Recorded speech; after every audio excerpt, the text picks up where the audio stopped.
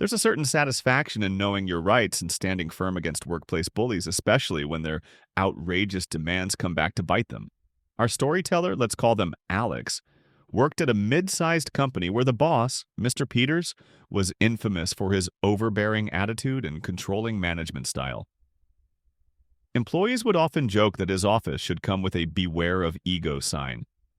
His favorite pastime seemed to be pushing his team beyond reasonable limits, and his latest stunt didn't disappoint.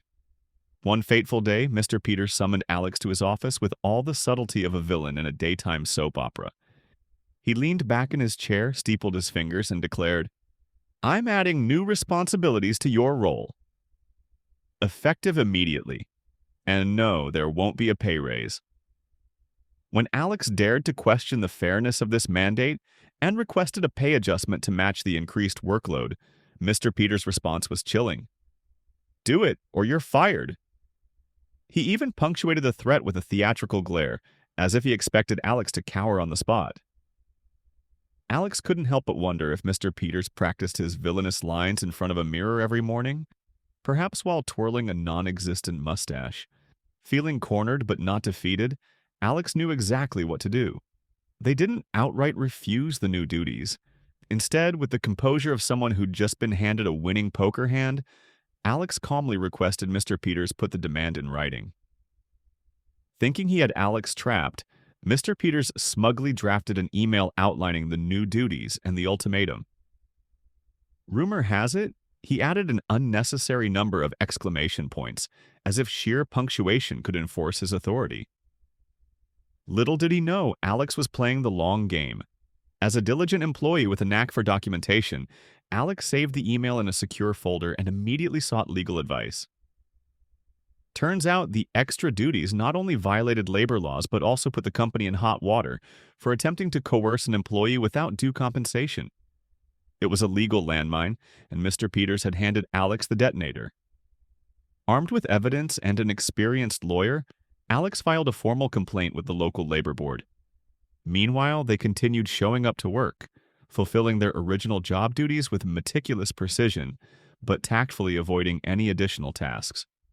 To add to the humor of the situation, Alex began documenting every single interaction with Mr. Peters, ensuring there was a time-stamped record of his increasingly erratic behavior. When Mr. Peters finally noticed the lack of compliance and stormed into Alex's workspace demanding an explanation, Alex responded with a serene smile. "I'm happy to comply with your demands once the updated job description and pay adjustment are formalized." Cue the dramatic silence. Mr. Peters' face turned so red that Alex briefly considered whether HR training included CPR certification. Muttering something unintelligible, Mr. Peters stormed off, but the damage was already done. Meanwhile, Alex's coworkers, who had been watching from the sidelines, began quietly cheering them on. Whispers of the showdown spread like wildfire through the office. Morale surprisingly improved as employees found solace in knowing that someone was standing up to the tyrannical boss. The labor board's investigation was swift, and Mr. Peters' email became a smoking gun. Meanwhile, Alex's lawyer advanced a wrongful termination lawsuit, correctly predicting that Mr. Peters' next move would be to fire Alex for insubordination. Sure enough, 2 weeks later, Alex received a termination letter so pompous it could have been framed as a piece of corporate theater. This played right into Alex's hands. The case went forward, and the courtroom drama unfolded like a TV legal thriller. During the trial, Mr. Peters doubled down on his arrogance, claiming he was just trying to enforce company policy. However, when Alex's lawyer presented the infamous email, complete with those excessive exclamation points, the judge's face was a mix of disbelief and thinly veiled amusement. As the trial progressed, more skeletons from Mr. Peters' closet emerged.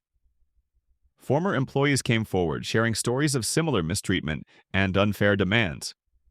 By the end, Mr. Peters was sweating so much that it seemed he was trying to personally hydrate the courtroom carpet. The judge's verdict was as satisfying as a mic drop. Alex's termination was ruled unlawful, and the company's actions were deemed a blatant violation of labor laws.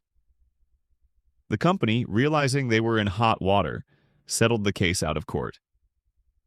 Alex walked away with a hefty payout, covering wrongful termination, unpaid overtime, and additional damages.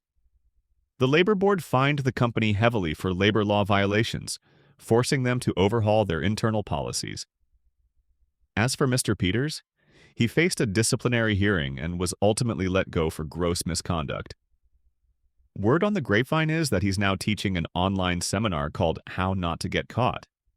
Enrollment is suspiciously low, and reviews mention excessive use of exclamation points. Alex, on the other hand, found a new job at a company with a much healthier workplace culture. The cherry on top? Alex's new boss found the whole story hilarious and even asked for tips on how to deal with difficult managers. Alex's story is a powerful reminder of the importance of knowing your rights as an employee.